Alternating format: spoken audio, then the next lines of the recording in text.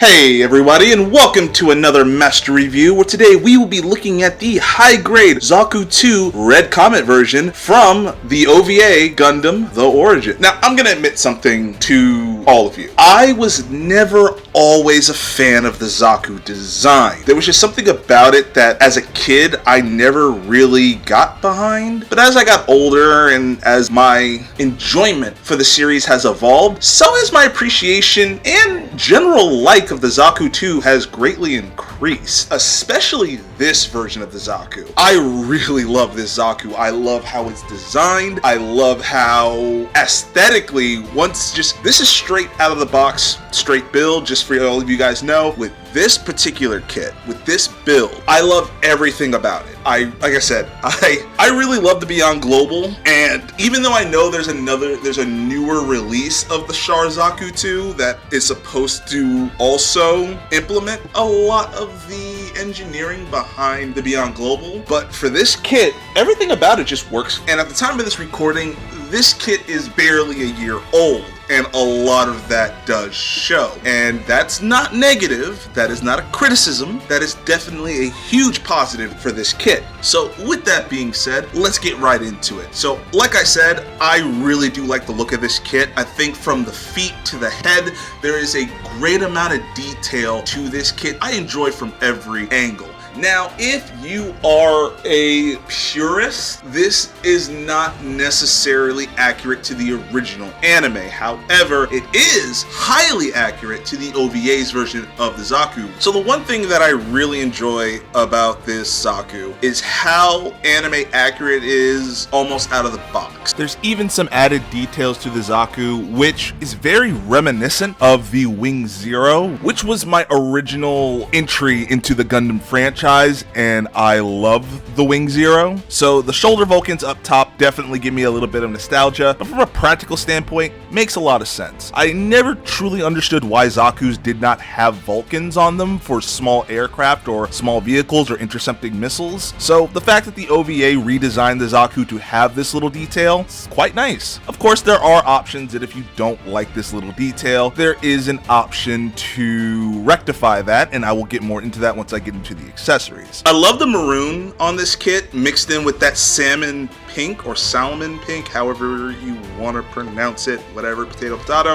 Besides that, the gray just mixes in with there perfectly. So just aesthetically, this kit looks great. Now, like most high grades, you do get a sheet of stickers. You do get the eye camera stickers as well as the lenses for the weapons, but you also do get a ton of detail stickers as well. Now, typically, when you get stickers in a kit, they are to color correct certain areas that have not been molded in the correct colors. However, with this particular kit, you get a ton of detail stickers that don't necessarily color correct it in its entirety. You do get a few that are meant for the legs and the arms, as well as the skirts, which I don't necessarily want to put on.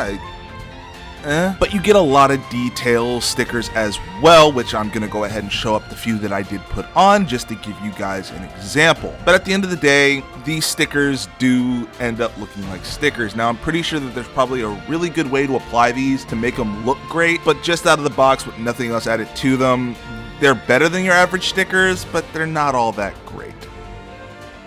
While we're here, this high-grade Zaku 2 Origin version has amazing amount of articulation, pull-off, and assortment of different poses. So the one thing I definitely want to make note of, typically when it comes to most Gunpla I've built, there tends to be a double ball joint polycap that usually connects the head, but with this one, the style of neck is different. So it is a hinge joint connected to two ball joints, one in the head and one that connects back down into the body. So that is really unique, and I think it's actually really cool. It's much more posable, and you get a much more pronounced upward movement. So if you ever want to get this into a flying pose, it is much more equipped to do so and much more natural. So with that, let's keep going. So of course, like I said, we got that on the head, so you get this chicken movement here, the head all the way up. all the way down, side to side, spin all the way around. There is a butterfly joint here, but we also have another butterfly polycap here, which allows you to bring the shoulder all the way up to the front. The spiked armor is on another joint, so that also helps move out of the way for the arm to move out this far. Complete rotation. Also, too, there is a joint here for the shoulder armor as well, so that is also separate from the regular arm, so you get a upper arm rotation. Here we also have a double bend here at the elbow. Ball joint here at the wrist, which of course that can rotate. We got a forward crunch here at the waist all the way back. We also do have a rotation here at the waist. We actually have the front skirts that do move out like this. The side skirts are on a ball joint, however, there is a gimmick that does allow the side skirts to slide back, which does allow for a forward kick here. Leg all the way back. Also, too, I do want to make note, so there is a swivel joint here that when you do kick up the legs, this kicks up with them to give them a little bit more range of motion. So just wanted to point that out too. There is a rotation at the upper thigh. Do have a nice bend here at the knee. You have a ball joint at the ankle, so it can move that far, move this far. It can go up that far, can go back that far. Then you do get a toe bend here as well, which does add on to its already impressive articulation. So with the articulation out of the way, let's go ahead and jump into the massive amount of accessories that this kit does come with. Of course, you do get that classic Zaku machine gun that does have a removable ammo drum. And with that removable ammo drum, you do get a spare ammo drum that you can attach to the Gunpla. Aside from that, you do get the also classic Zaku bazooka, which has not one but two spare magazines that you can swap out, giving you a total of 3 magazines you can interchange with the weapon. And when those magazines aren't in use, you can store them on the shield.